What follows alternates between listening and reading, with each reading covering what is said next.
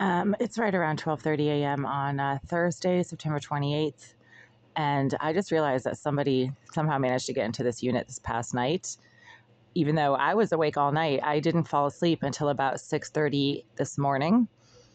So how anyone was able to get in here, is beyond me. They must have flown in on a broomstick through the bathroom door because I had put a luggage against the back of my regular door, the main door to this unit, which goes out into the hallway, last night before I went to bed. I had also left a number of items in specific places in this unit, and these items were moved around when I woke up this morning. But sometimes when you wake up, you're like, oh, did I do that? Maybe I left it there and then it moved, like you're just not sure exactly. But I woke up with my socks in a completely different place than they were when I went to bed last night at 6:30 this morning. I always drape my socks over the back of the chair that I have next to my bed so that I can easily reach for them when I wake up and they're not going to be dusty by being left on the floor. But when I woke up, my socks had been stuffed into my shoes, and I am not the one who put them there.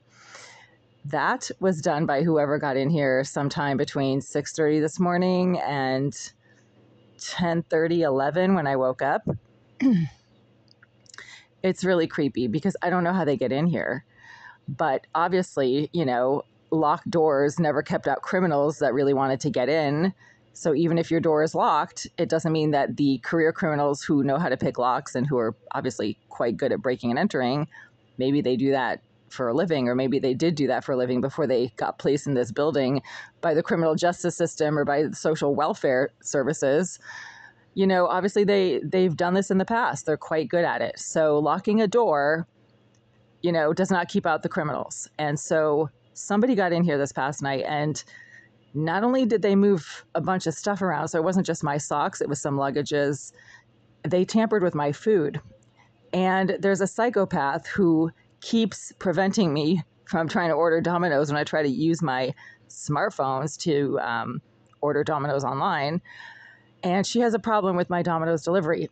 The items get vandalized or stolen whenever I have a Domino's delivery. And this psychopath is Jasmine Irizarry. She is a known psychopath. So not just Greenville management have informed me multiple times over many years that she's a psychopath, but so have law enforcement. And she has this psychotic need to tamper with other people's food. She has a food problem. I mean, if you look at her, she's grossly obese. I'm not even sure how she's able to get in here being so grossly obese, but you can get through a door even if you're giant and huge. So, or maybe it's one of her BFFs who lives in the building. Maybe it's not her, but she's always engaging in disruptive behavior from the wall behind my kitchen sink, which is the vacant, empty bathroom of her former unit. And she engages in the same exact pattern of harassment and intrusive behavior from behind that wall now than she did during the 9 of the last 10 years that she lived in that unit. She was moved out sometime last fall in 2022, according to Greenville management. But she's obviously still in the building. And because Jorge, the maintenance manager, has not stayed in Unit 78 for about a month and a half now, that unit is empty. And Ms. Irizarry is a career criminal who is quite talented at breaking and entering, among many other talents, including hacking into smartphones and preventing people from ordering Domino's on the online Domino's website whenever they try to do that. So she also, as I've been informed, is a surveillance expert. That comes from a former maintenance manager who was kind of joking about it, but not joking, So she knows when I order Domino's, and she knows where I put the Domino's. So just now, I just had 2 slices of pizza. They made me sick, like really sick, within a few moments of ingesting them. So it's not food poisoning, because food poisoning takes hours to develop. When you start biting into something and you immediately start getting a burning, tingling, sensation in your mouth, and then when you swallow, it burns, and then your stomach starts to tie itself up in knots, then there's some kind of chemical contaminant in your food. Chemicals do that.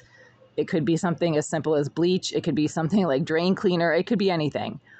But the top 2 slices of pizza that were in the pizza container on the middle shelf of my fridge just made me sick from eating them. I'm not sick enough to go to the hospital, but there is definitely some ongoing cramping and burning, and my stomach is all tied up in knots right now.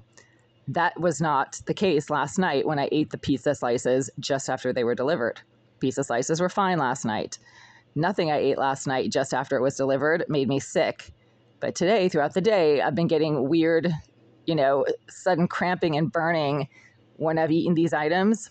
And again, I don't know how this person keeps getting in here, but she's been doing this for years. She's been contaminating my food, my water, my coffee for years. This goes back to like 2016, 2017. It started happening in 2017. And I started reporting it to the police in 2018 because it kept happening. And I couldn't understand how, mugs of coffee that I had left out on my counter, freshly made, they were fine to drink. And then I went down the hall for a couple of minutes and came back. Why did those mugs of coffee suddenly make me really, really sick when they were fine a few minutes before? Well, because there's a psychopath who uses surveillance devices, who specializes in cybercrimes, and she sees what people eat and drink and do in their units, and then she moves in for the kill when they're out of their unit. She knows exactly what to tamper with, what to steal, what to vandalize, and that keeps happening. And it's not my imagination. I certainly wasn't expecting to find my socks stuffed into my shoes this morning. I never stuff my socks into my shoes because I don't like to have damp, sweaty socks in the morning that are all dusty. I never put them in my shoes, ever. But whoever managed to get in here this night put my socks in my shoes, and that's where they were when I woke up.